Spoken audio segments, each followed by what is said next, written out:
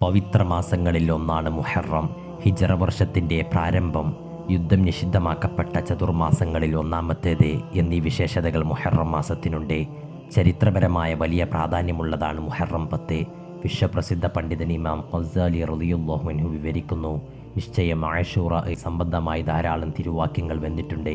ആദം നബി അലൈഹിസ്സലാമിനെ സൃഷ്ടിച്ചതും സ്വർഗത്തിൽ പ്രവേശിപ്പിച്ചതും ആകാശഭൂമികളെയും സൂര്യചന്ദ്ര താരങ്ങളെയും സൃഷ്ടിച്ചതും സ്വർഗത്തെ സൃഷ്ടിച്ചതും അന്നാണ്. ഖലീലുല്ലാഹി ഇബ്രാഹിം നബി അലിഹിസ്സലാം ജനിച്ചതും അദ്ദേഹം നമ്രൂദിൻ്റെ അഗ്നികുണ്ഡത്തിൽ നിന്ന് രക്ഷപ്പെട്ടതും മൂസാ നബി അലിഹിസ്സലാമും കൂടെയുള്ളവരും ധിക്കാരിയായ ഫറോവയുടെയും അനുയായികളുടെയും പീഡനങ്ങളിൽ നിന്ന് മോചിതരായതും ഫറോവയെയും കൂട്ടരെയും സമുദ്രത്തിൽ മുക്കി നശിപ്പിച്ചതും അന്നു തന്നെ. ആദ്യമായ മഴ വർഷിച്ചതും മുഹറം 10-നായിരുന്നു.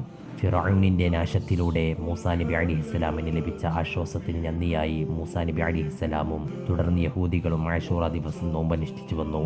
യഹൂദികൾ പ്രസ്തുത ദിനത്തെ ആദരിക്കുകയും അതൊരു സുദിനമായി ആഘോഷിക്കുകയും ചെയ്തു. ബുഖാരിയുടെയും മുസ്ലിമിൻ്റെയും ഹദീസിൽ ഇത് പറയുന്നുണ്ട്. ഇബ്നു അബ്ബാസ് റളിയല്ലാഹുവിൽ നിന്ന് നിവേദനം. അവിടുന്ന് വിവരിക്കുന്നു, നബി സല്ലല്ലാഹു അലൈഹി വസല്ലം മദീനയിൽ വരികയും അവിടെ യഹൂദികൾ ആശൂറ ദിവസം വ്രതം അനുഷ്ഠിക്കുന്നത് കാണുകയും ചെയ്തപ്പോൾ ഈ നോമ്പ് എന്താണെന്ന് അവരോട് നബി സല്ലല്ലാഹു അലൈഹി വസല്ലം ചോദിച്ചു. അവർ മറുപടി നൽകി, ഇതൊരു മഹത്തായ സുദിനമാണ്. അല്ലാഹു തആല മൂസാ നബി അലൈഹിസ്സലാമിനെയും അദ്ദേഹത്തിൻ്റെ അനുയായികളായ ഇസ്രായേൽ മക്കളെയും രക്ഷപ്പെടുത്തുകയും അവരുടെ ശത്രുവായിരുന്ന ഫറോവയെയും കൂട്ടരെയും വെള്ളത്തിൽ മുക്കി നശിപ്പിച്ചതും അന്നായിരുന്നു. അപ്പോൾ അള്ളാഹുവിനോട് നന്ദി പ്രകടിപ്പിക്കുവാനായി മൂസാ നബി അലൈഹിസ്സലാം നോമ്പനുഷ്ഠിച്ചു. അതിനാൽ ഞങ്ങളും അന്ന് നോമ്പനുഷ്ഠിക്കുന്നു.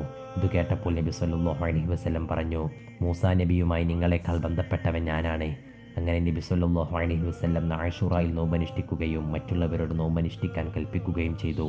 ഇവിടെ ഒരു കാര്യം നാം പ്രത്യേകം മനസ്സിലാക്കേണ്ടതുണ്ട്. നബി സല്ലല്ലാഹു അലൈഹി വസല്ലം നോമ്പനുഷ്ഠിച്ചത് യഹൂദികളെ അനുകരിച്ചു കൊണ്ടല്ലേ എന്ന് പലരും സംശയം പ്രകടിപ്പിക്കാറുണ്ട്. അത് ശരിയല്ല.